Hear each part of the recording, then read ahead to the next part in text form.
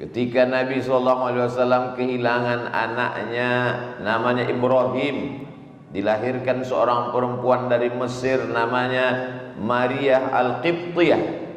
Menangis Nabi Muhammad SAW. Lalu sahabat bertanya, "Ama tarda ya Rasulullah? Apakah engkau tidak ridha menerima ketetapan takdir Allah?" Kata Nabi, "Aku ridha." "Kalau ridha, kenapa engkau menangis?" Kata Nabi, "Ini air mata tetesan kasih sayang." Ada orang mengungkapkan kasih sayangnya dengan hadiah, tapi ada orang mengungkapkan kasih sayangnya dengan tetesan air mata. Subuh ini saya dapat dua-duanya.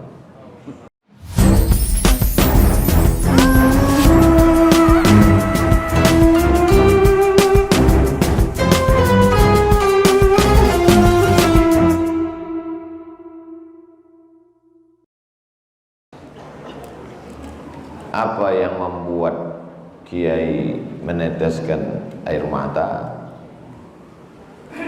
Bercampur antara haru, antara sayang, antara berbagai macam perasaan.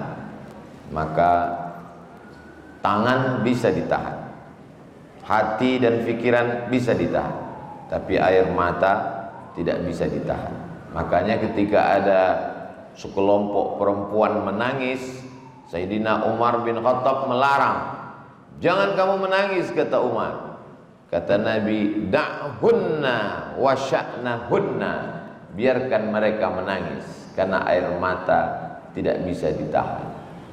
Yang tidak boleh itu adalah niyahah, meratap, mengeluarkan kata-kata murka, mengutuk nasib.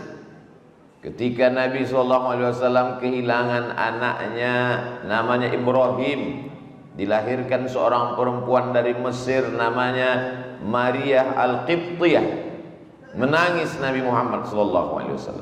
Lalu sahabat bertanya, "Ama tarda ya Rasulullah? Apakah engkau tidak ridha menerima ketetapan takdir Allah?" Kata Nabi, "Aku ridha."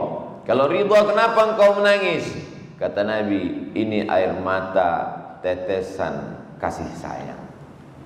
Ada orang mengungkapkan kasih sayangnya dengan hadiah, tapi ada orang mengungkapkan kasih sayangnya dengan tetesan air mata. Subuh ini saya dapat dua-duanya. Tetesan air mata dapat, hadiah pun dapat. Mana hadiahnya? Ini sorban yang sedang dipakai. Apa yang membuat saya dengan Kiai nanti bertemu di bawah naungan ketika tidak ada atap, tidak ada tenda? Sab'atun yudhilluhumullah, 7 orang dapat naungan. Yauma la dhilla illa dhilluh. Pada hari itu tak ada tempat bernaung, tidak ada atap, tidak ada tenda, kecuali yang diberikan Allah pernaungan. Yang mendapatkan naungan itu adalah rajulani, 2 orang, tahabba fillah, berkasih sayang karena Allah, ijtama'a alaih, berjumpa karena Allah, wa tafarraqa alaih, berpisah pun karena Allah. Saya berharap saya dan Kiai termasuk orang yang mendapatkan itu di hadapan Allah Subhanahu wa taala. Semuanya hidup ini mesti karena Allah. A'udzubillahi minasyaitonir rajim. Innal ladzina qalu rabbuna Allah. Orang-orang yang berkata Rabbku Allah. Ayat itu tidak mengatakan innal ladzina qalu ilahi Allah, ilahi yang aku sembah Allah, tapi dia katakan innal ladzina qalu Rabb. 3 makna Rabb. Rabb, dia yang mencipta aku. Rabb, dia yang mengatur hidupku. Rabb, dia yang memberi aku rezeki. Makanya di awal Al-Fatihah dalam sholat kita baca Alhamdulillahi Rabbil Alamin.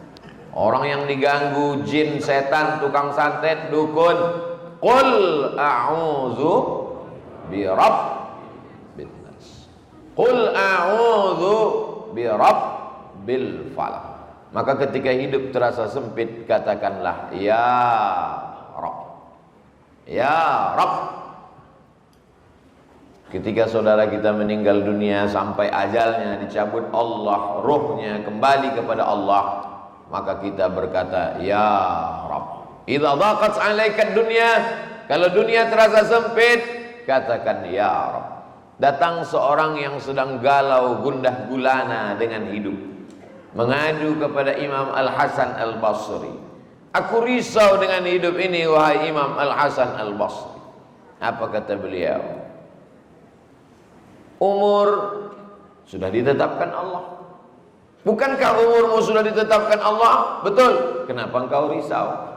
Rezeki sudah ditetapkan Allah. Bukankah rezekimu sudah ditetapkan Allah? Betul. Kenapa engkau risau?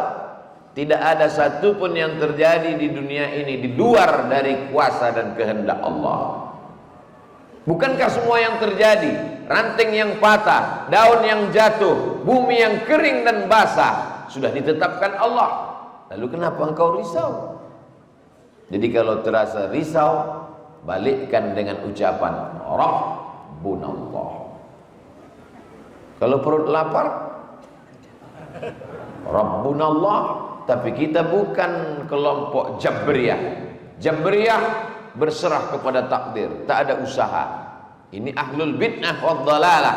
Sedangkan kita adalah ahlus sunnah wal jamaah. Ada usaha dan ikhtiar. Rabbunallah, tapi ada usaha. Ini jangan nanti kajian ini dipahami secara tekstual, keluar dari sini dari masjid, Rabbunallah kata Ustaz Somad, tapi helm hilang. Ya, dikunci, digembok, diikat. Kami dulu di pondok sendal aja digembok. Keluar dari masjid kuncinya hilang. Sendalnya ada. Rabb, Allah menyuruh kita berusaha dan berikhtiar. Innalladzina qalu Rabbunallah. Oh, kami sudah ngaji dengan Ustaz Abdul Somad, kita mesti berani berkata Rabbunallah, maka takut dan cemas kita akan hilang. Idhuma fil ghar, ketika mereka berdua berada di dalam gua. Idhuma fil ghar, ketika dia Nabi Muhammad SAW berdua di dalam gua. Kata, baru mati lampu aja udah cemas. Baru dikaji Rabbunallah, begitu mati lampu langsung. Mestinya Rabbunallah. Kalau mikrofon mati baru Ustaz cemas. Innalladzina qalu Rabbunallah idhuma fil ghari, ketika dia berdua di dalam gua bersama sahabatnya. Idh yaqulu li sahibihi, dia berkata kepada sahabatnya, la tahzan, innallaha ma'ana. Itu ucapan Nabi SAW kepada Abu Bakar Siddiq di dalam Jabal Thur. Jabal Nur, tempat menerima wahyu Iqra. Jabal Thur, tempat berlindung ketika hijrah. Jabal Nur, tempat menerima wahyu Iqra. Jabal Thur, tempat bernaung ketika hijrah. Soalnya jamaah umroh ini banyak pulang cerita ke tetangga, kemarin di Jabal Thur, padahal dia naik ke Jabal Nur. Yang cerita lupa, yang dengar nggak tahu. Ketika dia berdua di Jabal Thur, datang orang kafir musyrik Abu Jahal, Abu Lahab, ingin menyerang, membunuh seluruh Makkah menjadi musuh. Maka ketika itu datang cemasnya, datang ngerinya, datang galaunya, datang gundahnya. Apa kata Nabi menenangkan dia? La tahzan, innallaha ma'ana. Jadi itu mesti dikuatkan. Akhirnya terinspirasilah seorang yang dijebloskan ke dalam penjara. Di dalam penjara itu dia sedang galau. Titelnya doktor, ceramahnya viral internasional, orangnya terkenal, tapi ternyata masuk juga ke dalam kerangkeng besi. Maka dalam masa-masa sulit itu dia menenangkan hatinya. Apa kata dia? La tahzan, wahai hatiku, wahai diriku, jangan kau sedih, jangan kau galau, jangan kau gundah gulana. Innallaha ma'ana, Allah bersama kita. Perenungan-perenungan dia di dalam penjara itu dituliskannya menjadi satu buku. Keluarlah buku berjudul La Tahzan, diterjemahkan Don't Be Sad, Dr. Aid Al-Qarni. Yang bisa menenangkan kita hanya kebersamaan dengan Allah. Sekarang banyak anak muda galau, la tahzan, narkoba ma'ana. Anak muda cintanya ditolak, sedih, pulang, la tahzan, dukun ma'ana. Semua ini hanya ilusi, mimpi. Apakah kita semua sudah terbangun dari tidur lelap kita? Jamaah tidak menjawab, karena dia tahu ini jebakan. Kita sudah berkata tadi, alhamdulillahilladzi ahyana ba'dama amatana wa ilaihin nusyur. Dengan pedenya kita berkata bahwa saya sudah bangun tidur. Kata Sayyidina Ali karramallahu wajhah, belum. An-nasu niyam, manusia itu semuanya tidur. Kita ini sekarang sedang tidur lelap. An-nasu niyam, manusia itu tidur. Falamma matu, ketika mereka mati, intabahu, disitulah dia baru terbangun dari tidurnya. Jadi kalau ada jamaah tidur dengar pengajian, memang dia sedang tertidur. Kita baru terjaga dari tidur panjang ini nanti ketika kita terbangun saat malaikat maut mencabut nyawa kita, barulah kita tersadar bahwa semua ini hanya mimpi. Abdul Somad sekarang sedang mimpi jadi ustadz terkenal. Nanti ketika mati baru tersadar, sesungguhnya yang kau bawa mati hanyalah 2 rakaatmu di tengah malam yang sunyi. Yang menemanimu di liang kubur, di liang lahat, hanyalah amal-amalmu. Adapun viewer, follower dan subscriber hanya mimpi belaka. Anak-anak muda sekarang sedang mimpi jadi anak muda.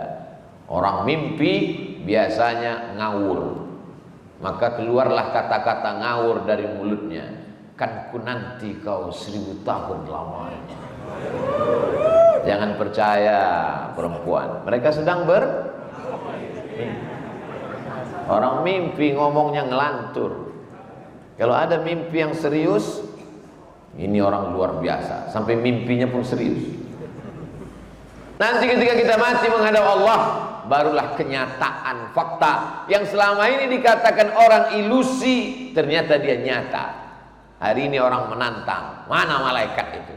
Mana malaikat? Kita tidak bisa buktikan secara nyata kepada dia sekuat argumentasi kita ketika dia meminta mana air minum itu. Ini dia. Tapi kalau dia minta mana malaikat, kita tidak perlu marah, kita tidak perlu melawan, diam saja, sabar. Nanti malaikat maut akan datang pada masanya. Dia datang tanpa diundang dan tidak berdialog seperti dialog dengan Nabi Ibrahim alaihissalam. Beda dengan Nabi Ibrahim, gelarnya Khalilullah, kekasih yang dekat dengan Allah. Assalamualaikum. Waalaikumsalam. Man anta, kata Nabi Ibrahim. Malakul maut. Who are you? Siapa engkau? Malaikat maut. Malaikat maut datang ke rumah Nabi Ibrahim alaihissalam. Madza turidu? What do you want? Kumaha? Tidak mau. Kamu mau apa malaikat maut? Aqbidu ruhak, aku mau mencabut nyawa. Apa kata Nabi Ibrahim? Hal yaqbidu khalilun khalilah? Apakah ada seorang kekasih yang tega menyakiti kekasihnya? Apakah ada kekasih yang mau mencabut nyawa kekasihnya? Kata Ibrahim alaihissalam. Apa kata malaikat maut? Hal yakrahu khalilun liqa'a khalilihi? Adakah kekasih yang tidak mau berjumpa dengan kekasihnya? Jangan kalian jadikan update status. Sesungguhnya kehidupan yang indah hanyalah kehidupan bersama dengan Allah. Walaupun seluruh Makkah membencimu, walaupun harta bendamu tinggal, walaupun rumahmu dimasuki orang, walaupun nyawamu hampir melayang, tapi kalau kau bersama dengan Allah, maka semuanya menjadi indah. Al-hayatu fi zilalil Quran ni'mah. Hidup di bawah naungan kalam Allah itu nikmat. La ya'rifuha illa man dzaqaha. Tapi yang tahu hanya yang pernah merasakannya. Yang tahu itu hanya orang yang pernah merasakannya. Bercerita tentang rasa, maka kata terlalu miskin untuk mengungkapkan tentang rasa. Rasaku bukan rasamu, Beb. Untuk menceritakan rasa kopi aja kita susah. Untuk menceritakan, susah untuk meyakinkan bahwa bunga itu harum. Karena lalat menganggap tong sampah lebih wangi daripada bunga. Bagaimana kita mau merasakan nikmatnya sholat subuh berjamaah itu indah? Orang dia bangunnya jam 8 pagi. Diundanglah saya oleh Gubernur Jawa Barat yang